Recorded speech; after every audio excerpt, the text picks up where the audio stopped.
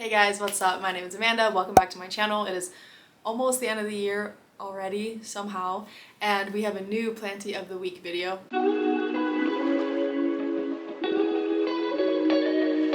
Our Planty of the Week video this week is the beautiful Hoya obovata, the Hoya that actually made me like Hoyas.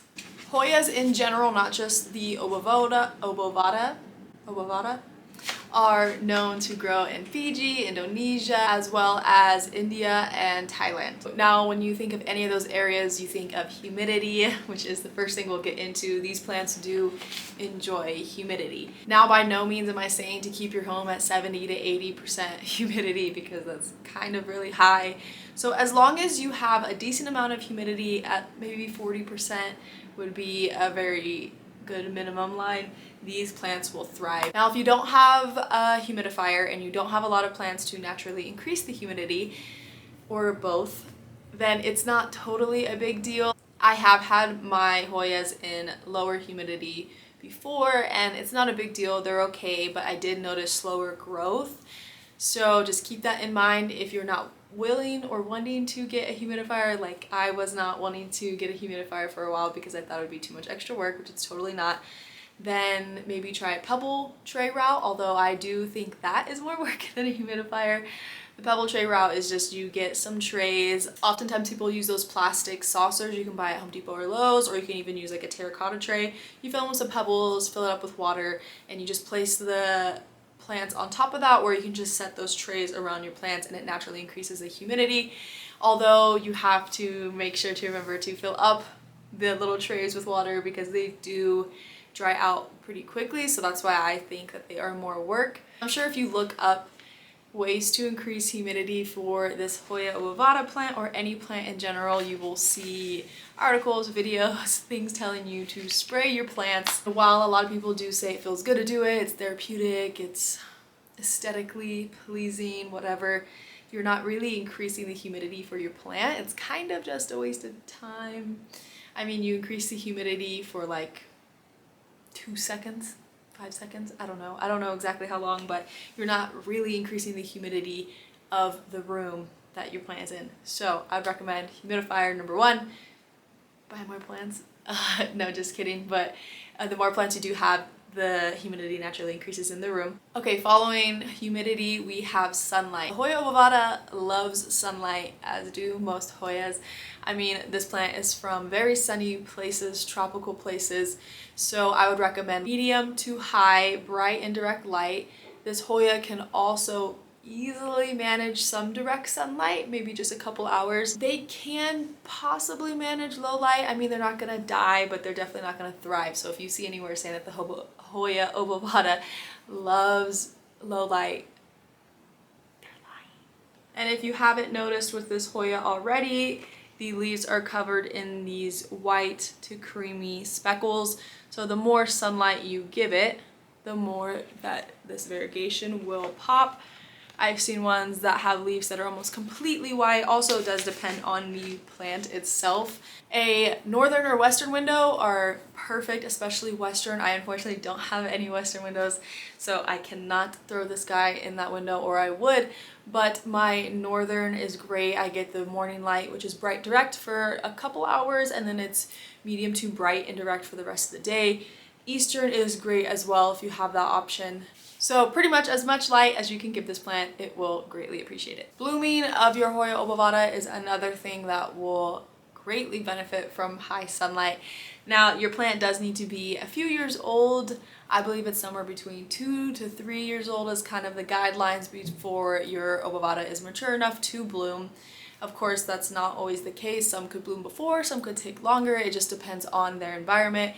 The more sunlight, the more humidity, great. I have also read that dropping the humidity for your obovata will kind of encourage the plant to produce blooms the same way that I've read philodendrons will kind of go into a self-preservation mode if humidity levels have greatly dropped, and they'll start blooming like crazy.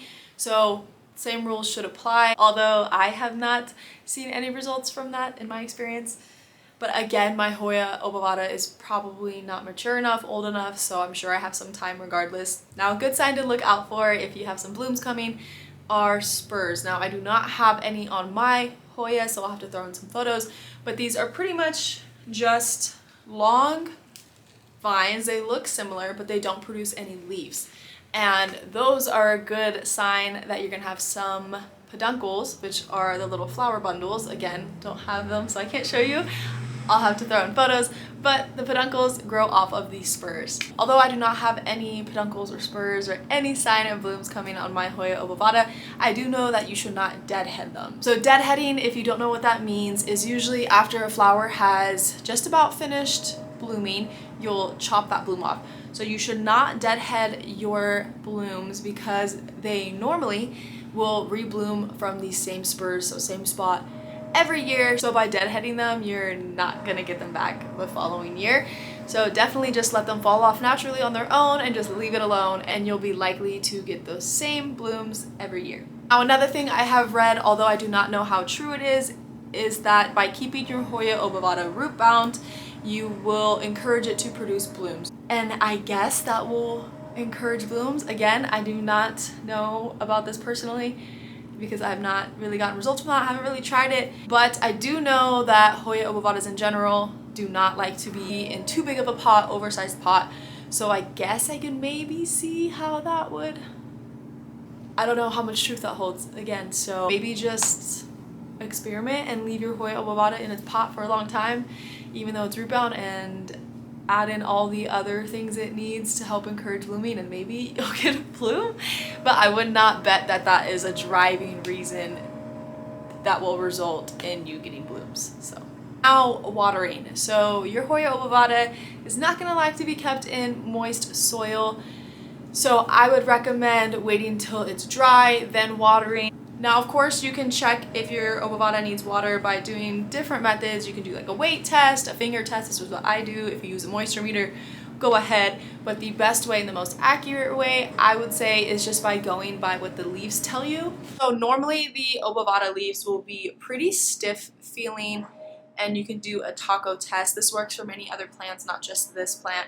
But if it feels very bendy, like this one does, and the leaves don't feel very plump, then it's safe to say water. If you're still unsure, you could definitely still do a soil test, but by feeling all these leaves, make sure to get in here as well.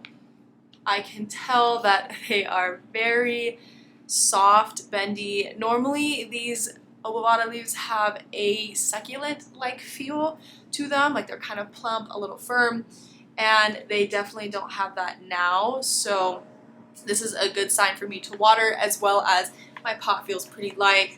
If I did a finger test, I'm sure I would feel, yep, dry soil. So definitely time to water. As long as you fully saturate the soil in your pot, you're good to go, whether that means bottom watering or just normal watering. And of course, with proper watering comes great soil, so you want to make sure that this is in a well-draining pot of soil. Doesn't matter what you use, if you like to use orchid bark, pumice, perlite, as long as you have it in a sharp, well-draining soil, it's going to be great. You don't want this plant to be waterlogged at all, and you don't want it just holding in moisture in its soil and just sitting there. You'll be bound to get root rot if you do that, so just make sure it's in a nice course. You can even go a little bit more of a sandy route if you'd like for the soil.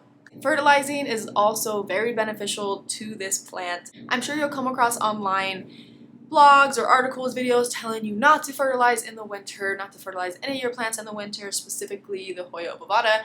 And while I understand where that's coming from, I have always fertilized year-round, and I know many other people that do, only because this plant, like all my other plants, are in my home. They're not really subject to the same seasonal changes that they would be if they were outside in the wild. Whether or not you want to fertilize in the winter, that's up to you. But fertilizing is great. If you have a lower level fertilizer, then of course you can do it with every water. Like this one that I use is the new brand, and I can use it every time I water.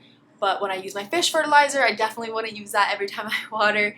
So just depending on your fertilizer that you use, it's gonna kind of change how often you'd like to water. But the Hoya obovata loves to be fertilized, and I have seen great growth from regular fertilizing. So definitely recommend, if you don't already fertilize this plant or any of your plants, especially your Hoyas, to get on it. Another thing I want to touch on with this plant that I was genuinely concerned about when I first noticed, and it was very hard to find information about it online.